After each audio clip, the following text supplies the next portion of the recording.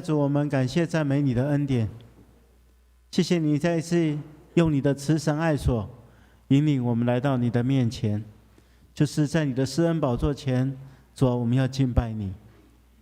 求主此刻帮助我们，差遣内住我们心中的圣灵，运行在整个教会当中，让我们真实的透过礼拜与你建立关系，并且透过礼拜来领受你所赏赐的恩典。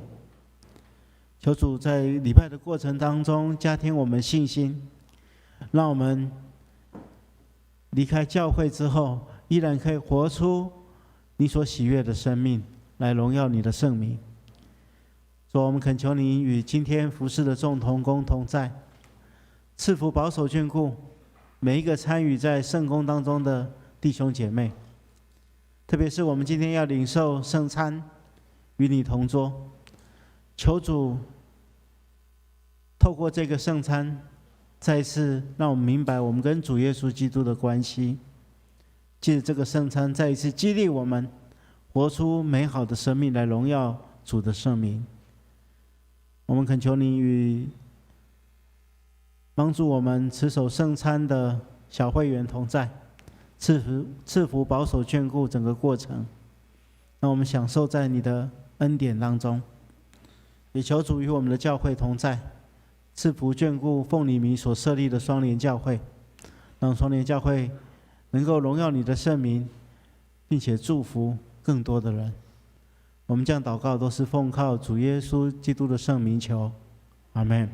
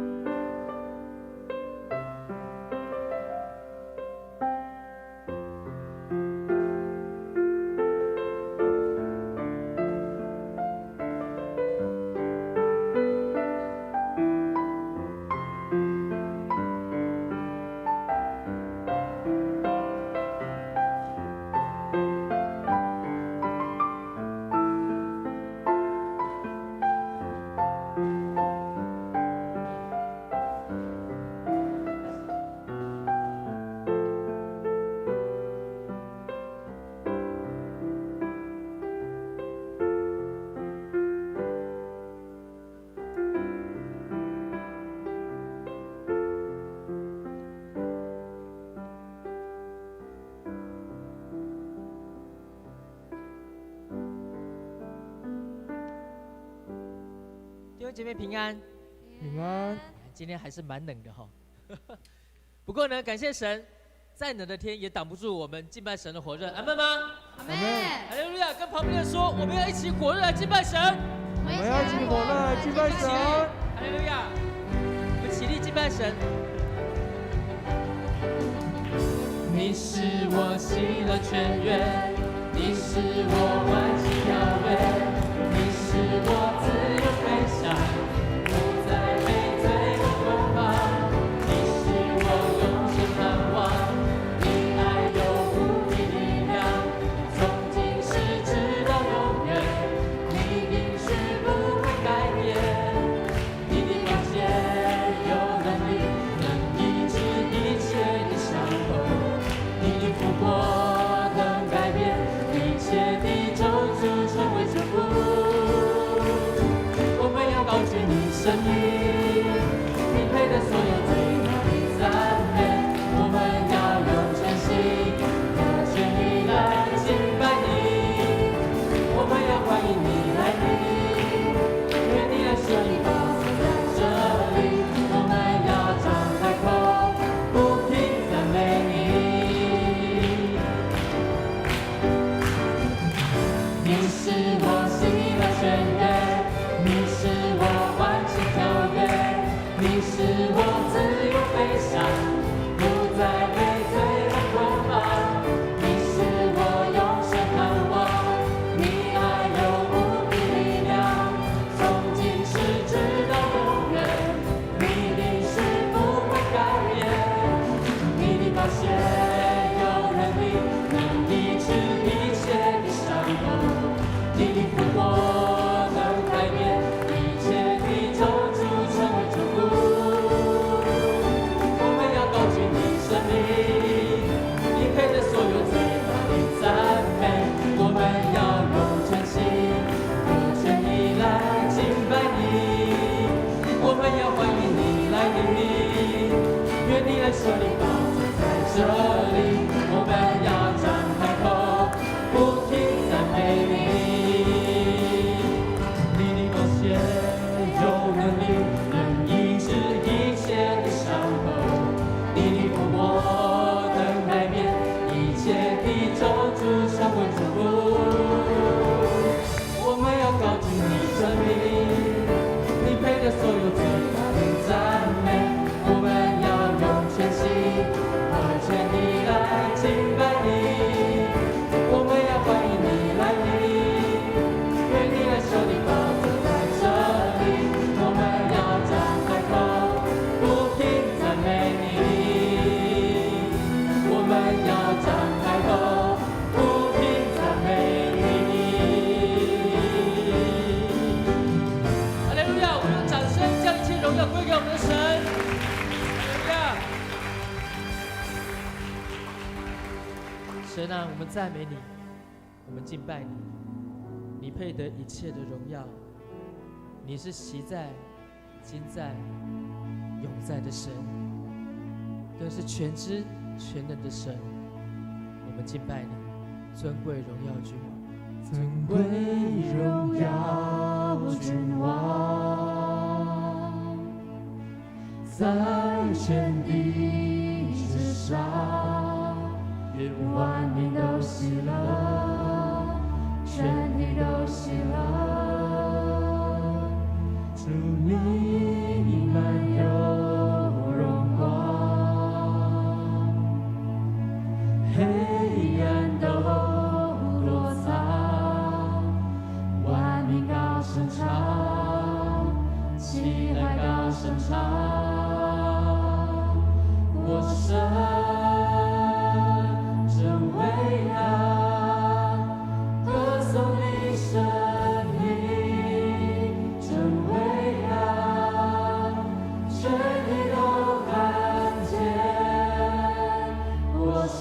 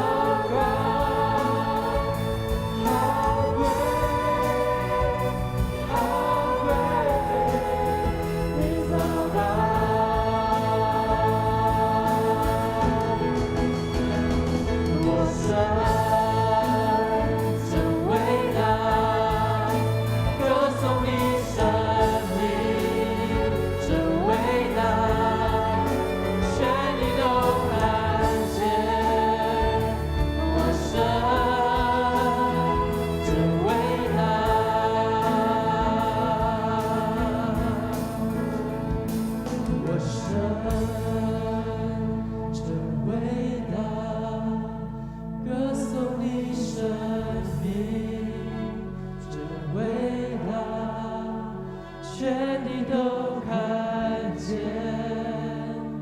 我神真伟大。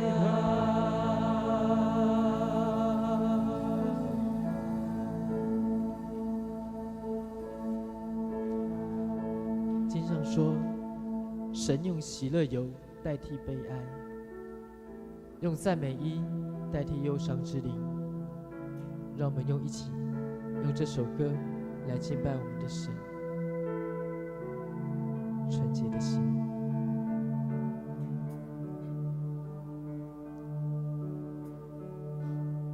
纯洁的心，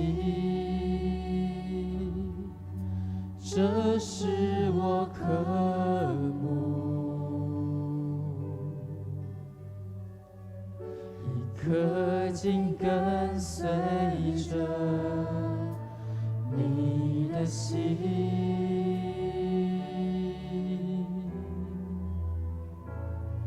纯洁的心，这是我渴慕，一颗心跟随着你的心，纯洁的心，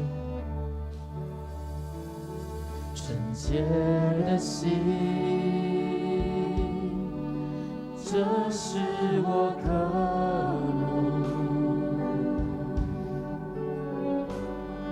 一颗心跟随着你的心。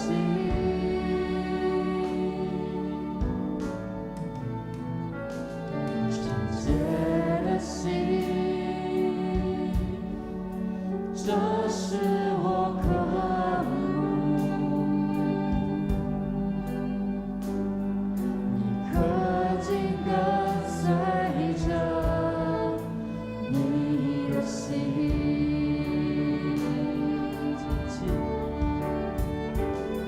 谨记你的话语，好让最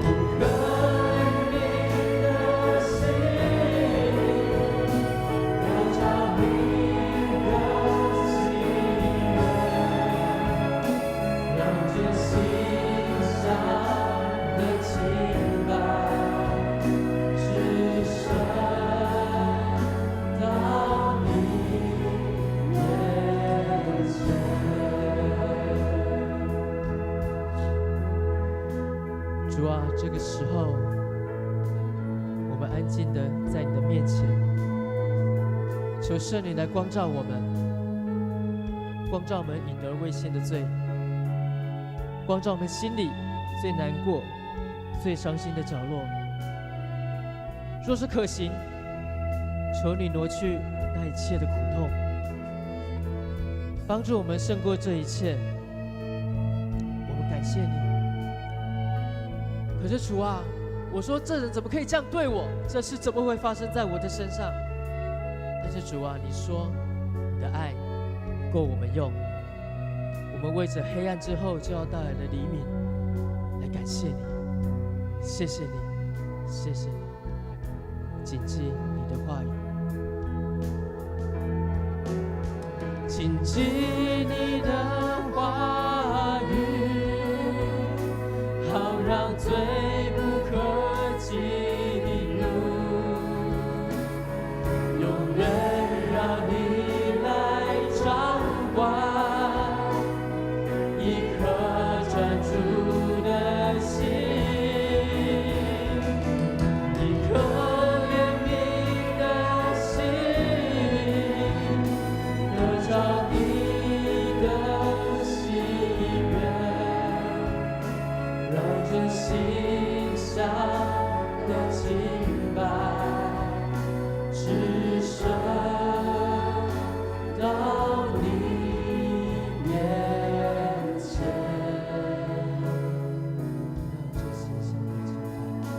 让这心上的敬拜只剩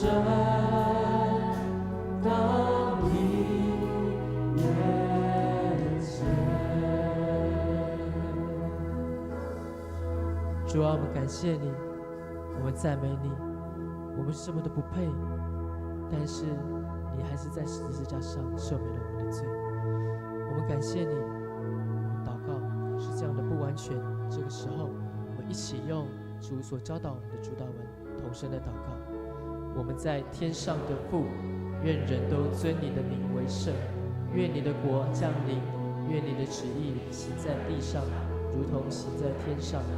我们日用的饮食，今日赐给我们，免我们的债，如同我们免了人的债，不叫我们遇见试探，救我们脱离凶恶。因为国度、权柄、荣耀，全是你的，直到永远。阿门。弟兄姐妹，请坐。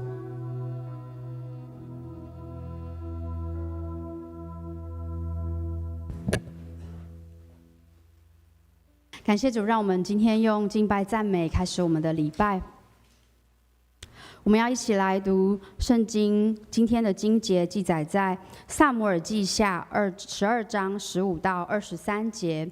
撒母耳记下12章15到23节，现代中文译本372页。撒母耳记下12章15节，说完，拿单就回家去了。上主使大卫跟乌利亚的妻子所生的孩子害重病，大卫祈求上帝让孩子康复。他禁食，每天晚上进自己房间，整夜躺在地上。他内院的老侍从劝他起来，他不肯，也不跟他们一起吃饭。过了1个礼拜，孩子死了。大卫的臣仆不敢把这消息告诉他，他们说，孩子还活着的时候，我们跟他说话，他都不肯回答。我们怎么敢告诉他孩子死了的消息呢？他可能做出伤害自己的事啊！大卫察觉左右在交头接耳，晓得孩子已经死了，就问他们：孩子死了吗？他们回答：是的，孩子死了。大卫就从地上起来，洗澡、梳头、换衣服，然后到上主的殿宇敬拜。他回到宫里时，吩咐预备食物，饭菜一摆上，他就吃了。他的臣仆问他：我们真不明白，孩子活着的时候，你为他禁食哀哭，孩子一死，你倒起来吃喝。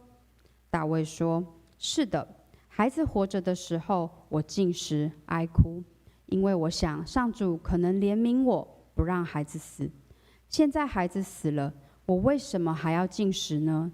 我能使孩子活过来吗？有一天我要到他那里去，可是他永远不能回到我这里来。今天蔡主任牧师要为我们带来的信息是《圣经人物系列50大卫第2讲》，让我们一起恭敬来领受。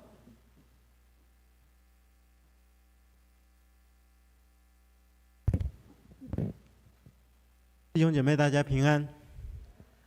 有关于大卫，我们在2008年的时候，我们曾经分享过一个系列，叫做“勇敢”的系列哈。那我们利用大卫的故事进行了4个主题。那第一个主题是勇敢面对挑战，我们提到了大卫怎么面对歌利亚，这个外邦的这个巨人的这个挑战。那第二个，我们是讲到勇敢接受试探，就是大卫有机会可以把那个追杀他的扫罗杀掉，他怎么面对这个样的一个试探。那第3讲我们讲到勇敢突破困境，就是大卫他遭遇到一个困难，他怎么样利用上帝给他的大能来突破这个困境。那最后我们也提到了大卫他在登基做王之后，他犯下了一个大的错误，他就是跟拔示巴发生了婚外情。那他最后他在拿单的劝诫之下，勇敢承认自己的失败。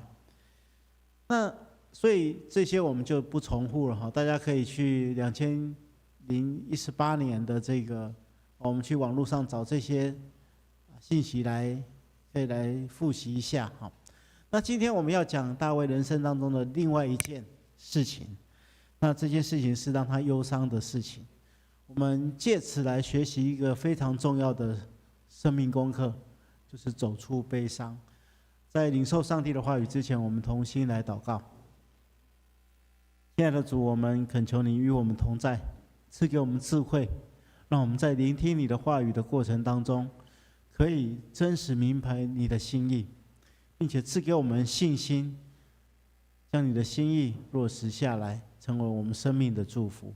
求主帮助我们，奉耶稣基督的名祷告，阿们。我们的生命充满了上帝的恩典，是丰富美好的，但是我们也不可否认，不可忽略，生命当中的确有一些让我们悲伤的事情。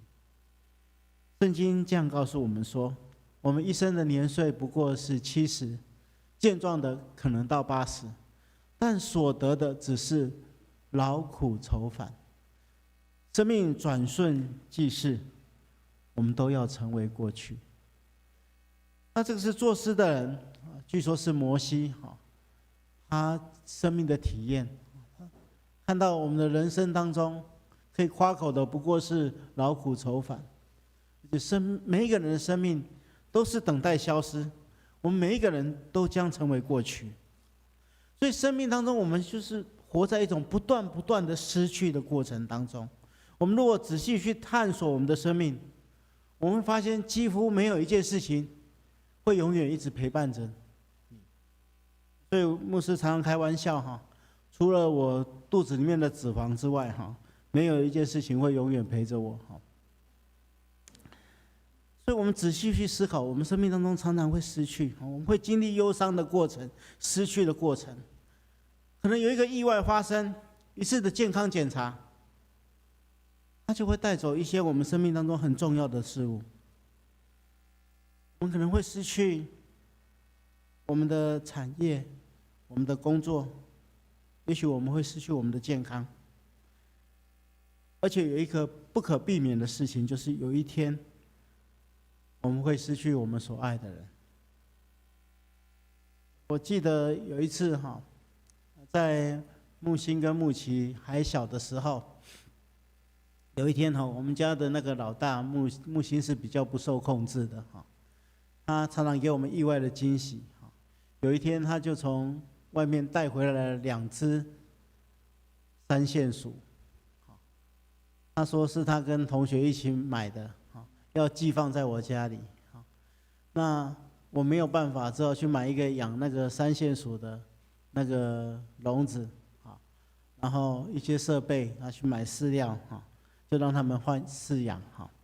然后木星跟木奇都其实跟这些老鼠的感情很好，每天都会跟他们玩哈。那培养了一段时间非常好的感情。可是我们知道哈，三线鼠的寿命，大概一般老鼠的寿命就是2年到3年。养了一段时间之后，我就有一天发现哈，其中有一只哈，就开始不太吃东西，然后有一天就发现它在那边颤抖哈，台语说唰来唰来啊那样哈，好像快要真的要再见了哈。哦，这时候木奇发现了哈，那时候木奇哈小学6年级，那时候大概学习中了哈。哦，他就一直哭哦哈。我从来没有看过他那么敬虔过哈，跪下来祷告，跟上帝说啊，拜托啊，上帝啊，这只不要让他死，不要让他死哈，至少哈让他活到我毕业典礼，啊，结果真的毕业典礼那天真的死掉了，就是那一天死掉。那后来我们全家还帮他做了一个告别礼拜哈，我把他安葬在那个教会外面的花园。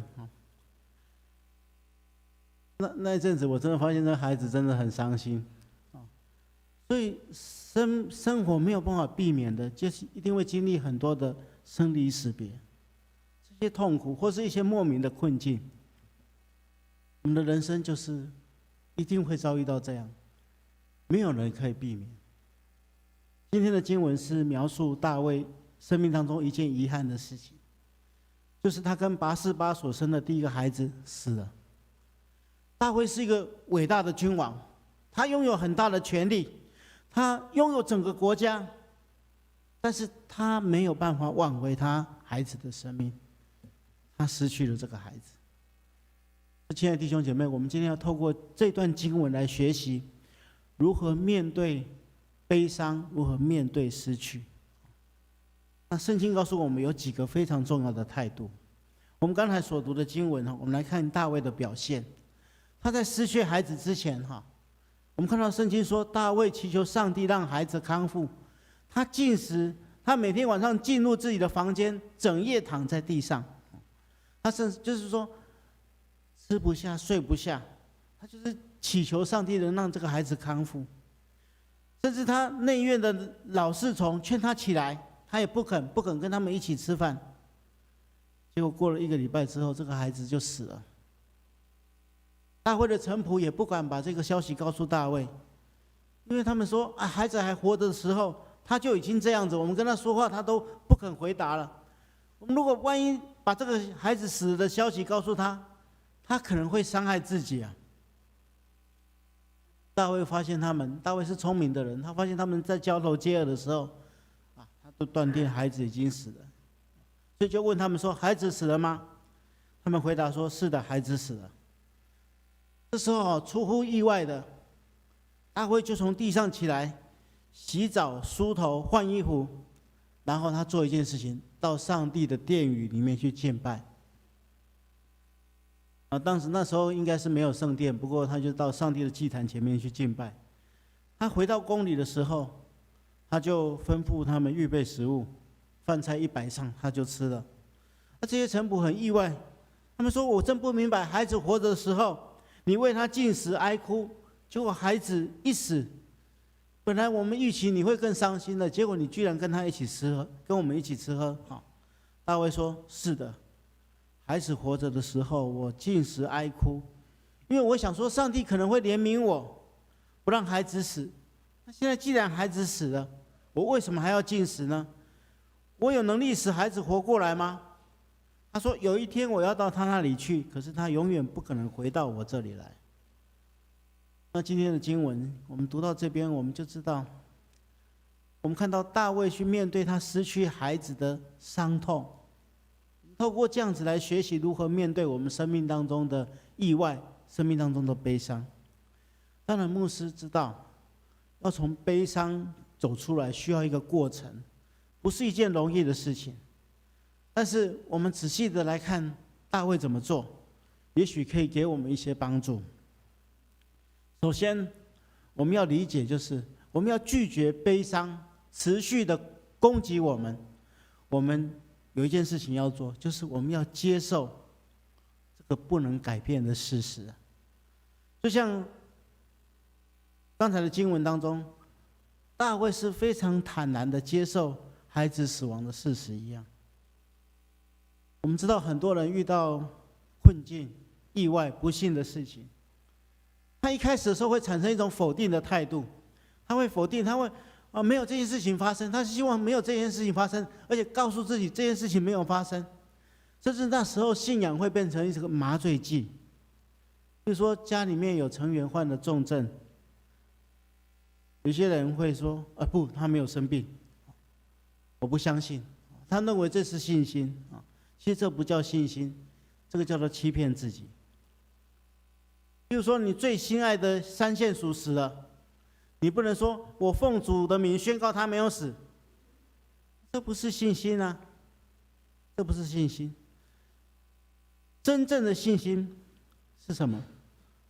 信心不是拒绝事实，信心不是假装你没有问题，真正的信心是你知道你虽然有困难，会暂时遇到一些悲伤难过的事情，但是你不灰心，你相信在任何情况上帝依然与你同在，这是真正的信心。所以亲爱的弟兄姐妹，当你遇到困难，你要领受平安，就是你要接受这个事实。我们应该像尼布尔的祷告一样，他说：愿上帝赐给我平静，让我接受我无法改变的事。愿上帝给我勇气，让我改变我能改变的事情。愿上帝给我智慧，让我能够分别两者的差异。我们要有这种认识，要有这种祈求，求神来帮助我们，平静的去面对我们没有办法改变的事实。大家都知道，前一阵子我们牧师娘生病，事实上我们是在去年3月份发现，牧师娘自己发现她身上有肿瘤，然后去检查，事实发现。当我知道那一刻，我也其实呢很困难接受了，为什么又再一次生病啊？但是我们就是面对这个面对这个事实啊。那牧师娘也是很勇敢啊，虽然在整个治疗的过程当中，他经历很多的辛苦我们经历了开刀，经历了化疗，经历了放疗，就是放射线治疗。那其实他都是很勇敢的，虽然很痛苦都是很勇敢的去面对，而且是用一种乐观的态度去面对特别是我跟大家分享几张他这个过程当中的照片比如说这张是要去做放疗的时候我们都知道放疗的时候要做一个模型然后要躺在那个模型上面，因为要定位了然后他因为是要做这个放疗，所以就躺在这个模型里面然后他就把它当做一个冲浪板好像要去冲浪一样就是给自己一些鼓励虽然这个病症是一个事实但是他是勇敢乐观的去面对这个病症那另外这一张就是我们学那个网路他叫我帮他照的这张就是毛还没长齐之前的那个他的头了他把它当做一个奇异果来照一张作为纪念用这种比较幽默的态度去看面对自己的困境。所以接受事实是帮助我们去面对这个困难。真正的信心就是我们知道我们遇到困难了，但是我们相信上帝与我们同在，会帮助我们经历这样的困境。所以第一件事情，你要承认事实。那接受事实之后，我们有一件事情要做的，就是要接受安慰。我们看到大卫知道事实，知道孩子过世的事情之后，他马上梳洗、换衣服，他做一件事情，他到圣殿里面去敬拜上帝。他去上帝面前寻求上帝给他的安慰。所以我们要明白，我们要接受上帝跟别人的安慰，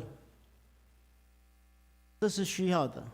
虽然这对我们多数的人都是不容易，因为当我们遇到困难的事情，我们遇到伤心的事情，我们在天然的倾向就是退缩，我们会想要躲在自己所建筑的围墙当中、建筑的堡垒当中。我们会觉得说我现在不要见人，因为我内心的伤痛你们没有办法了解。但是在某种时刻，我们真的要知道，在这种时刻过渡一段时间之后，我们真正需要寻求来自于上帝跟人的安慰。圣经告诉我们说，要彼此分担重担，这就成全了基督的命令。基督的命令就是要我们彼此相爱。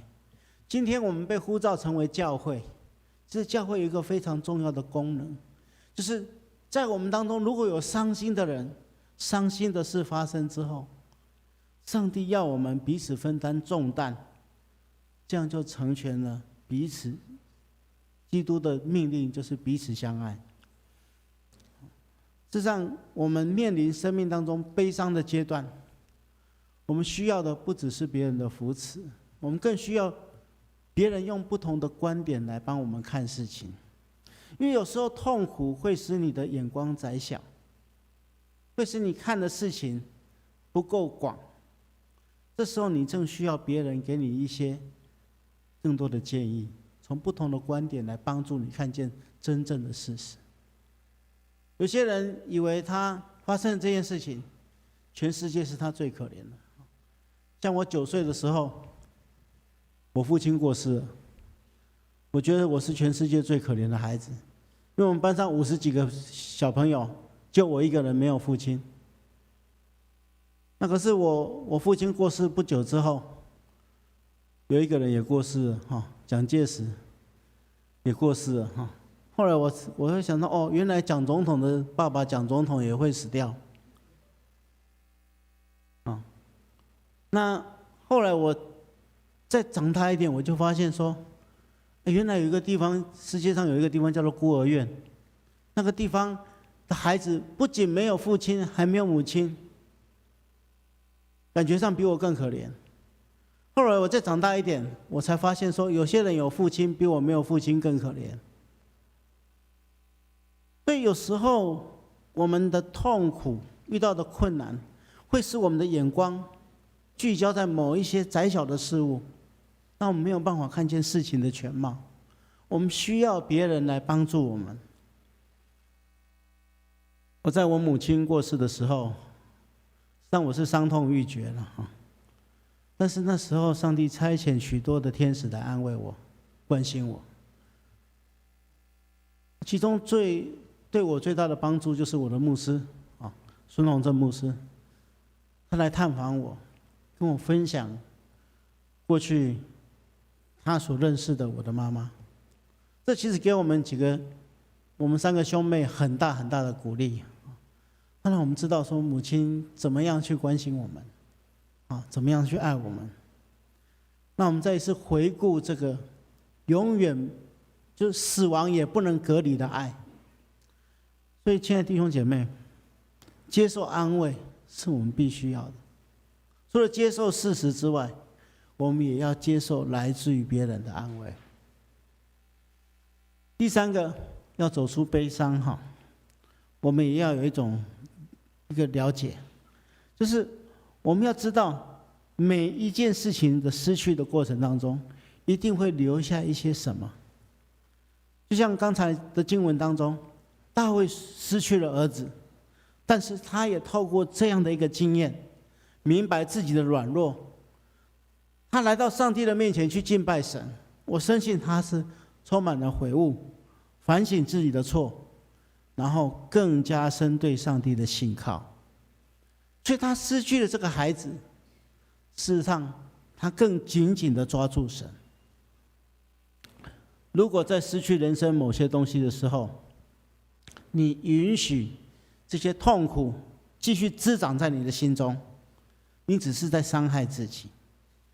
那这些经历就没有办法帮助你成长。圣经当中有一句话这样说：我们晓得万事都互相效力啊，万事就是指所有的事，其中有好事，当然也包含坏事。每一件事情会在上帝的掌权当中互相效力，叫爱上帝的人得着益处。所以每一个爱上帝的人，可以透过生命当中的每一件事情，去得到帮助，得到成长。因为在我们生命当中发生的每一件事情，都不是突然的，都有意义。我们可以从这些事物当中的经历当中去得到成长，不要让这些事情突然发生。有一些人失去了某些事物，在失去的过程当中，他就学会一些事。可能有些人失去了一部分的产业，在失去的过程当中，他就学会某一些事情来帮助未来在累积他的产业上的帮助。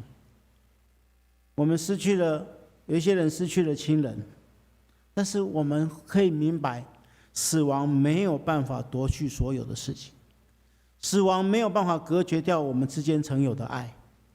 在失去的过程当中，我们便有所得。第四件事情，在走出悲伤的过程当中，有一件事情特别重要，就是失去的过程当中，让我们可以更珍惜现在所拥有的。我们仍然要为我们拥有的来感谢上帝。我们知道，后来上帝又赐给大卫跟拔示巴另外一个孩子，就是所罗门。所罗门又有一个名字叫做耶底迪亚，意思就是上帝所疼爱的。他接续大卫成为以色列的国王。上帝让大卫再一次领受这样的恩典。所以亲爱的弟兄姐妹，我们也许失去了父亲，但是我们还有母亲；我们失去了先生，我们还有儿女。你说我什么都失去了，至少我们还有上帝。我们也许有这样的经验，有时候我们拥有某些事物的时候，我们不懂得珍惜，一直到失去这些事物的时候，我们才发现这些人事物的重要。所以在失去之后，我们更应该珍惜我们现在所拥有的。我们应该把握拥有的时刻，去尽情享受拥有的快乐。所以有时候常常在告别式的过程当中，牧师都会做一个祷告，或者是做一个劝勉。我们应该把握时间，让朋友更相亲，让亲人更相爱。这是神给我们的一种祝福，我们应该把握现在所拥有的，尽情的享受上帝的赐予。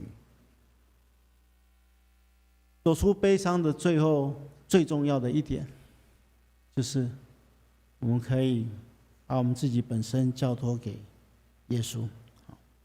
这点是我们所拥有的，而大卫没有的福分。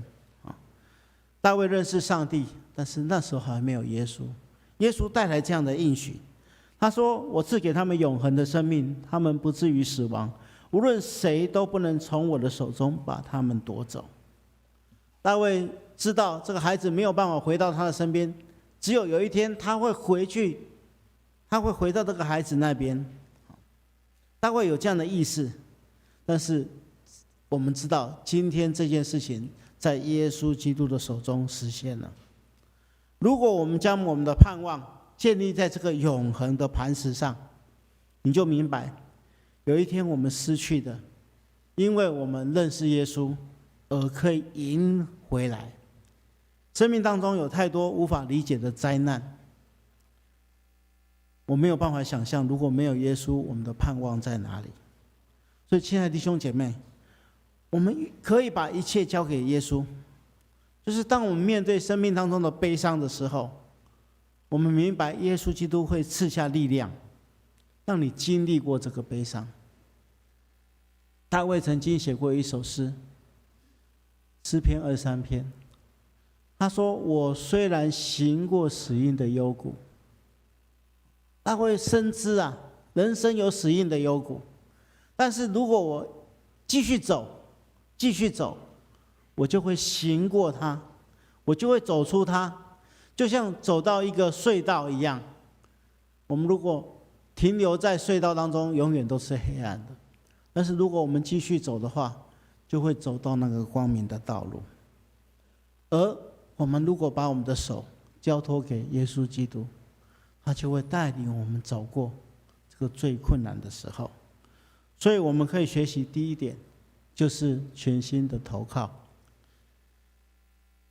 圣经告诉我们说，信靠上主的人像锡安山，永远屹立，坚定不移。所以投靠耶稣基督吧。如何投靠他？牧师跟大家做个比喻，你们现在都是坐着，对不对？你们现在坐着都靠着椅背，我们教会的椅子都很稳固嘛，所以靠着就可以支撑住我们。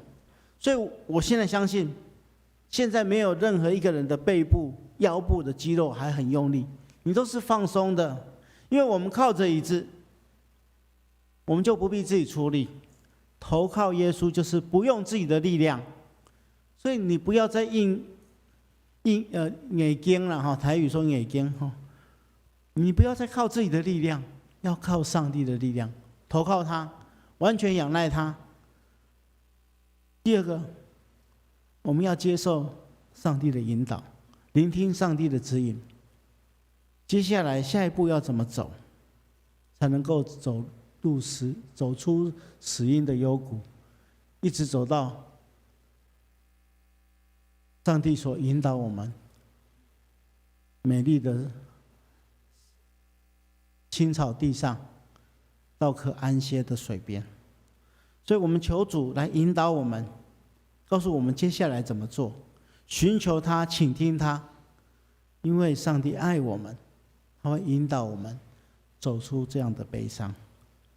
所以亲爱的弟兄姐妹，我们的人生当中会遭遇许许多多的快乐的事情，但是也会遇到一些让我们悲伤的事。怎么样走出悲伤，是我们生命一个非常重要的功课。我深信此刻如果我们当中有遇着悲伤的事物的人，此刻上帝要引导你，让你一步一步走出悲伤。我们同心来祷告。亲爱的主，我们感谢你的恩典，谢谢你透过你的话语再一次激励我们。主啊，我们要奉耶稣基督的名祝福在座所有的弟兄姐妹，让他们可以透过这样的信息来得着帮助。我们如果当中有正面临忧伤、困苦、困境当中的弟兄姐妹，求主与他们同在，赐下恩典，保守眷顾他们的心，让他们可以全心信靠你，来得到你的引导。求主保守，奉耶稣基督的名祷告，阿们。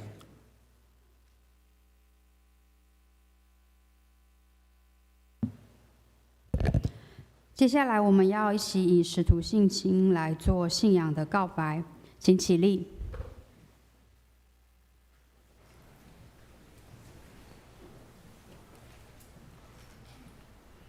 我信上帝，全能的父，创造天地的主。我信我主耶稣基督，上帝的独生子，因圣灵感孕，由童贞女玛利亚所生，在本丢比拉多手下受难，被钉十字架，受死，埋葬，第三天从死人中复活，升天，坐在神人的父上，万月也想要一下，审判活人死人。我信圣灵，我信圣而公之教会，我信圣徒相通，我信罪得赦免，我信身体复活，阿们，信永生，阿们。请坐。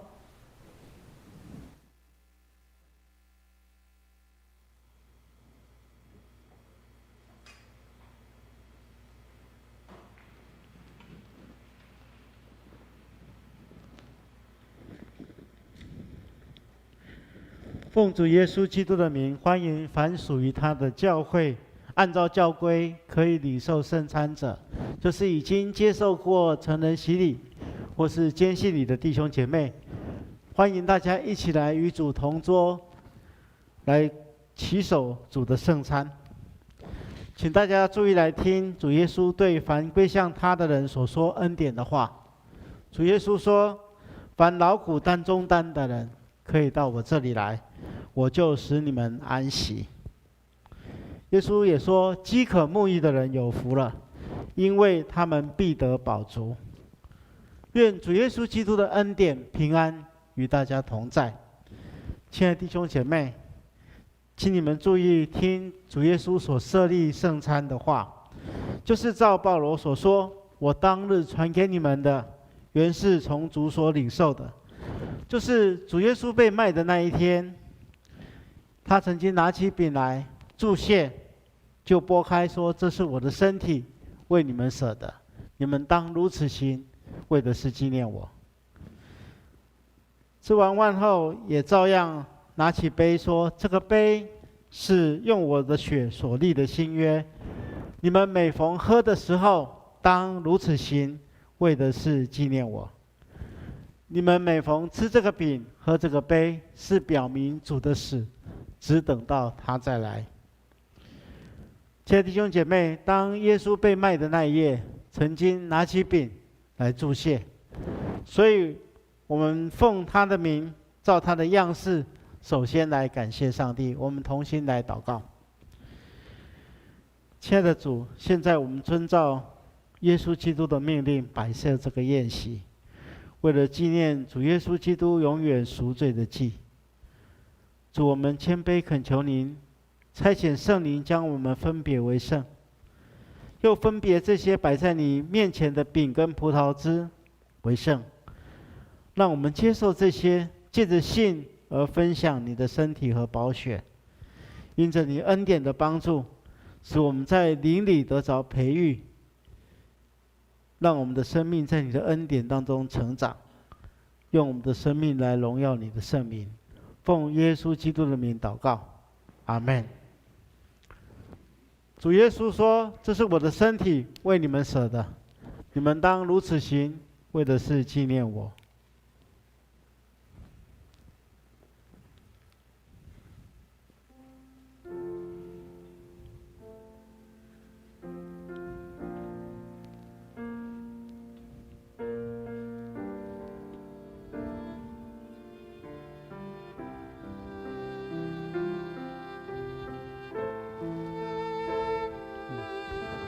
在疫情期间，我们小会员会拿饼给大家，好，大家用手恭敬的接受。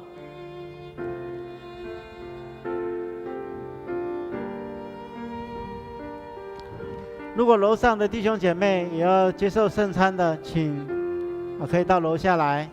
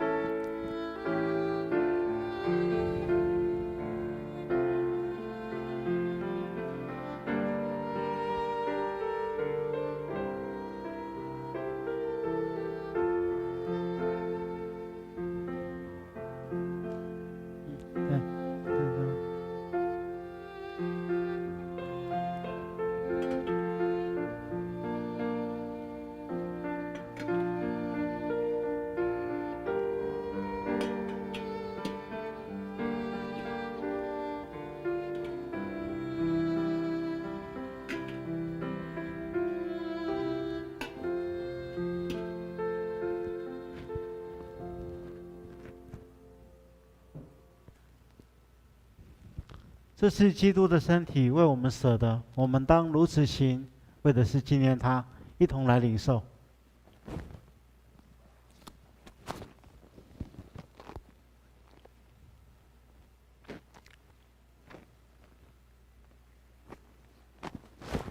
主耶稣说：“这个杯是新约，用基督的血设立的。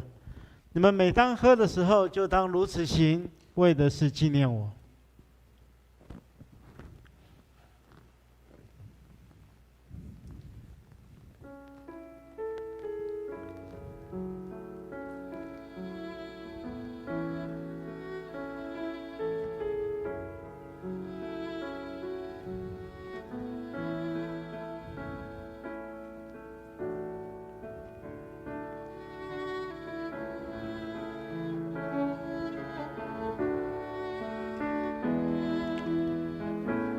当我们拿到这个杯，我们在心中感谢主，因为耶稣基督的宝血洗清我们的罪，让我们成为有盼望的人。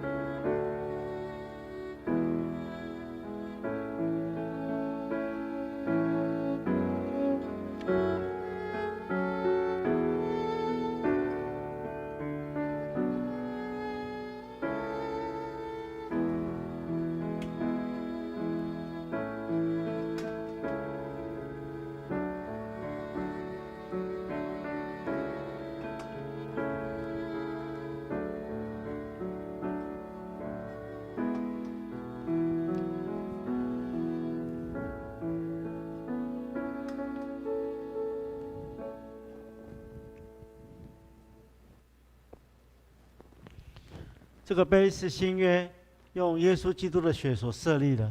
我们每逢喝的时候，当如此行，为的是纪念他，同心来领受。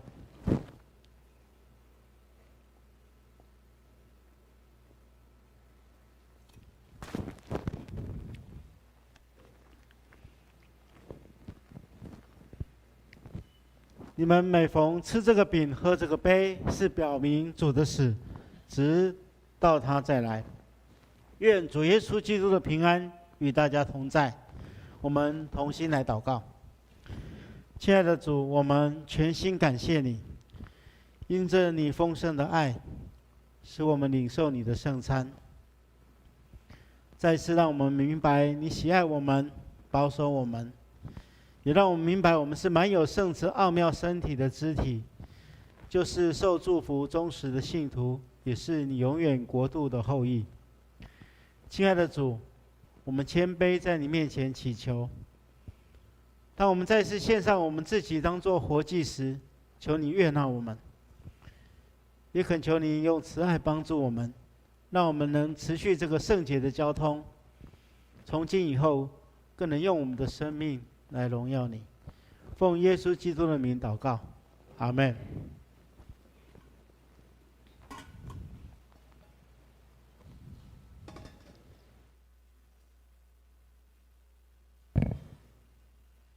接下来，让我们一起预备心来奉献。如果还有不方便或是不明白奉献的意义，可以暂时不用奉献。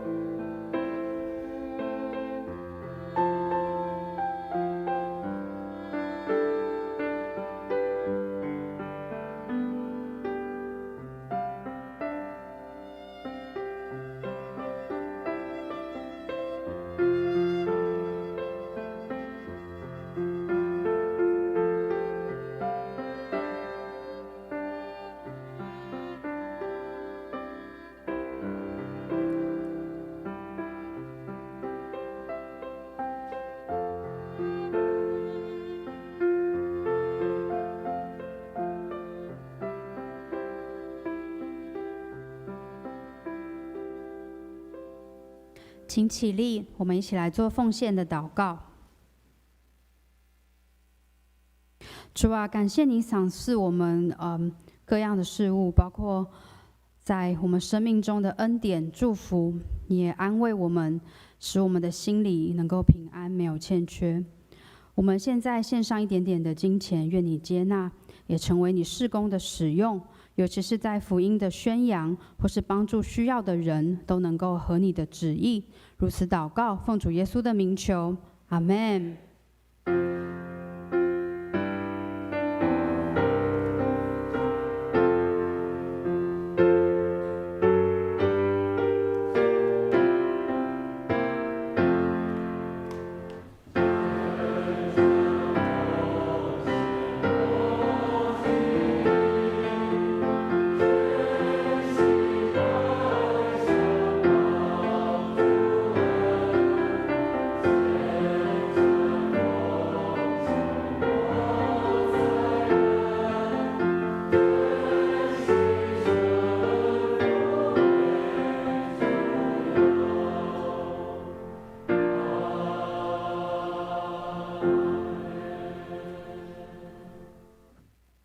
请坐。我们一起看到周报，要来了解一下教会的一些消息跟特别的事工。请我们翻开周报第6页。本周特别事工，本主日为总会所定的国内外宣道奉献主日，请兄姐共同为总会的传道委员会所推动的各项传道事工来关心、参与、代祷以及奉献。肢体关怀，本会会有杨文礼长老娘之母杨玲淑女姐妹，也就是苏茂仁长老的岳母，在这个月的2号安息主怀，定于本周6下午1点半在嘉义大林教会举行告别礼拜，请兄姐关心代祷，愿上帝安慰遗族。第二，恭喜本会会有陈汉林，也就是陈瑞明、罗桂凤夫妇之子，以及黄新梅伉俪，以1月3日喜获千金，愿上帝眷顾这个家庭。第三，总务委员会消息，请各团契师班小组将2020年的财报以及相关的资料，在本主日前交由9楼行政中心徐主任。接下来我们看到第7页。成人牧区事工有一个关系布道的课程，从1月26号开始。如果你已经是基督徒，但是你希望可以学习传福音给身边的人，或是你有这样子的负担的话，非常欢迎来参与在这个课程当中。我们请蔡牧师来欢迎来宾以及牧养代祷。弟兄姐妹，大家平安。牧师首先来介绍第一次来跟我们一起敬拜的弟兄姐妹。这边有陈宣宇小姐，不知道坐在哪边。陈宣宇小姐，在后面这边哈，我们欢迎她。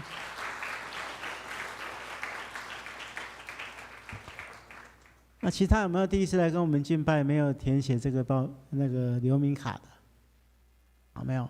那我们欢迎这个贵宾哈，待会可以到我们的贵宾室，让我们做进一步的介绍跟招待。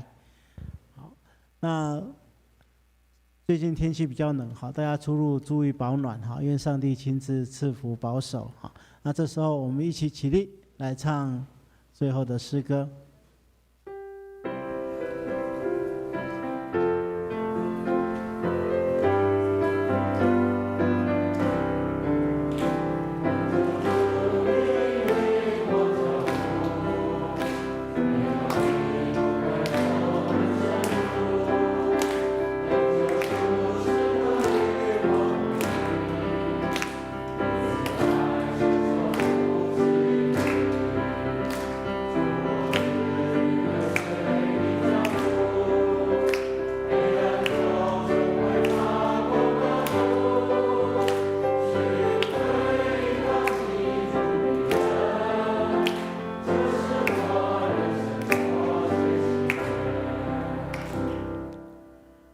愿主耶稣基督的恩典、天父上帝的慈爱、圣灵的感动、扶持与相通，与你们同在，直到永远。阿们。好，我们互相请安问候哈。我们尽可能从前面2个门哈出去哈。